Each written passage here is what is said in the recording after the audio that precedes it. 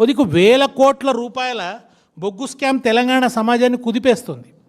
ఆ మంటల నుంచి తన కుర్చీని కాపాడుకోవడానికి జనం దృష్టి మళ్లించడానికి ఇవాళ తన అమ్ముల పొదిలోంచి తీసిన ఒక పాత తుప్పు పట్టిన పనికిరాని అస్త్రం ఈ టెలిఫోన్ ట్యాపింగ్.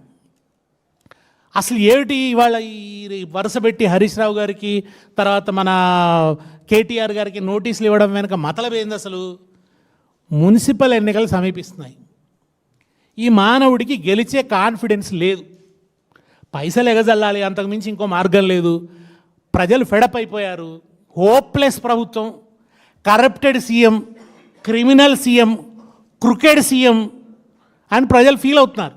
ఇది అర్థమైపోయింది ప్రజలకి. ఇంకేమీ దాపరికాలు లేవు, హోప్లెస్, ఇంకేమీ ఆశ లేదు, ఈయన వల్ల ఏదో అవుతుందని ప్రజలు ఎక్కడ ఏమీ ఆశిస్తలేరు.